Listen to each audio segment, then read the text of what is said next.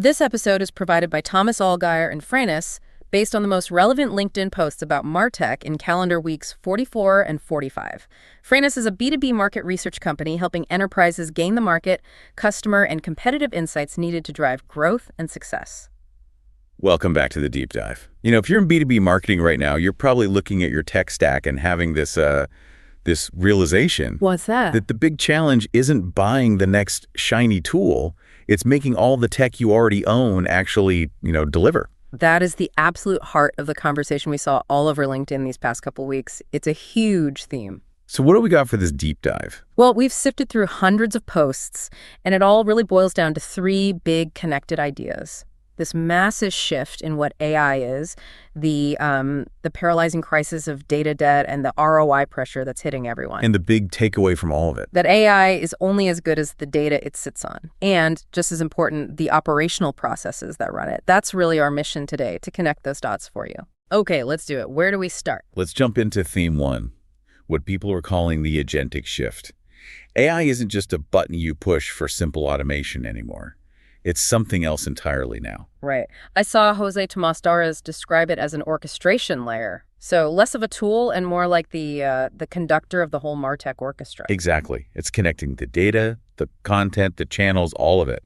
It's moving from just following your rules to actually making its own decisions. And that has some pretty big architectural consequences, right? That's huge. Florian Delval had a great way of putting it. He said, we're moving away from a neatly stacked diagram where you know what the output will be. Yeah, the old if this, then that logic. Right. And we're moving to an agentic network where AI agents move across your systems, making probabilistic decisions. They're reasoning, they're guessing based on context. Which is so important because real buyer behavior is messy, it's ambiguous, it's not a neat diagram. It never is. And that's why John Miller's point was so powerful.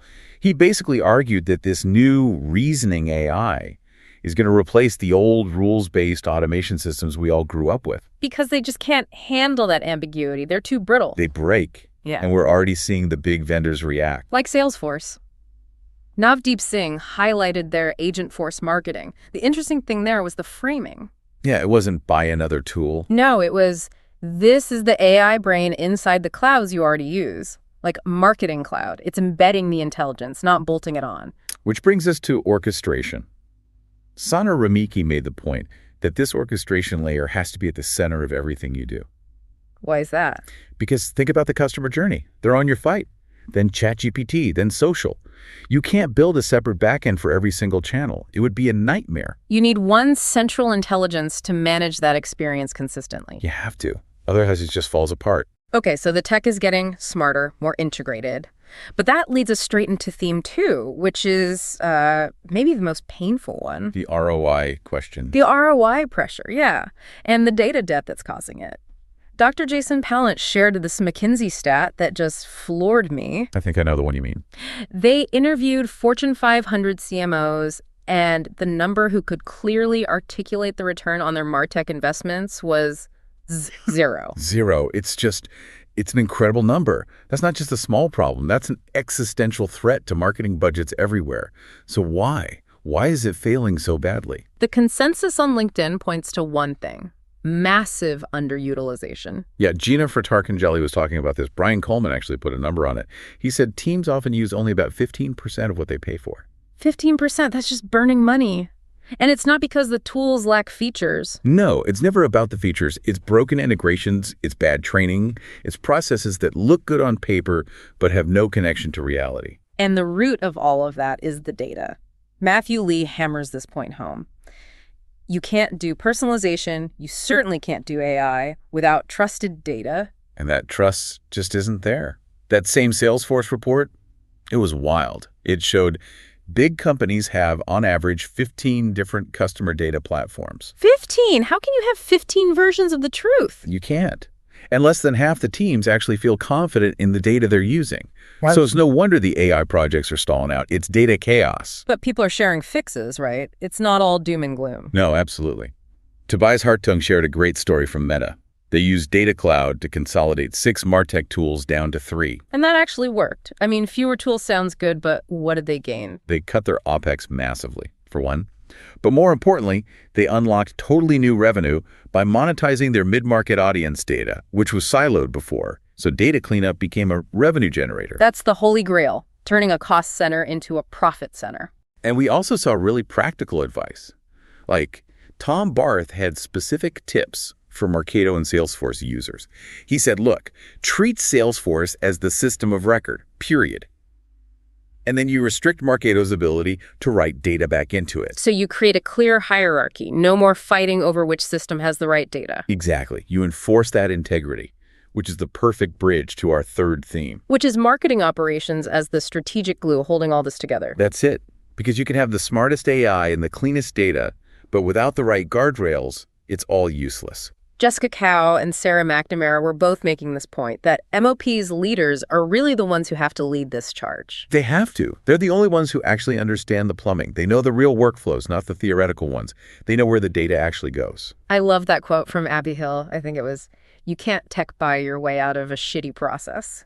It's so good because it's so true. Technology just amplifies what's already there. If you have chaos, you just get faster chaos. Pedro Bueno said the same thing about AI.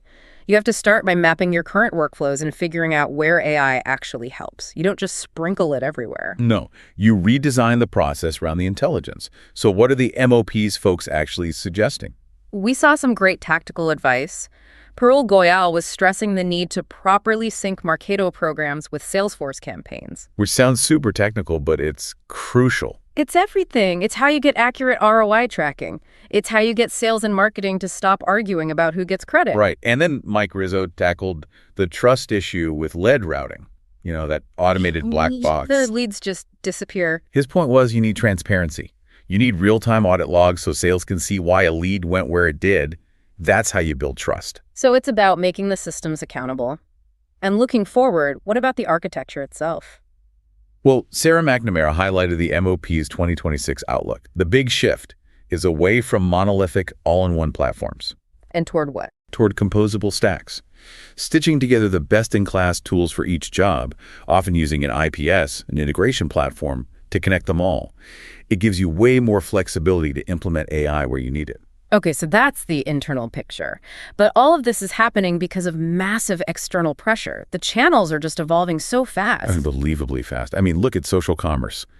Viktorija Malashevskaita shared an example of a brand selling $2.7 million worth of product in 14 hours. 14 hours. Your back-end stack has to be able to handle that 1,000% spike instantly. Your CRM, inventory, everything has to be in perfect sync. If it's not, you've got a disaster on your hands. And at the same time, the way people find you is changing. Jordan Brum was talking of the shift from SEO to GEO. Generative engine optimization. Exactly. AI assistants are becoming the new front door to the internet. So you have to optimize for how a large language model will see you, not just a search engine crawler. So you're optimizing to be cited as an authority in an AI's answer. Yes, which is a whole new ballgame.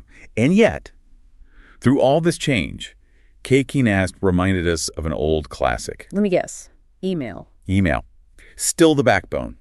Still critical for identity, for retention. It's the channel that supports all the other channels. Okay, so to wrap this up, we've talked about the agentic shift, this move to AI orchestration. We cover the ROI crisis, which is really a data and process crisis in disguise. And how MOPs is the key to fixing it, with a focus on composable stacks to handle all this external pressure.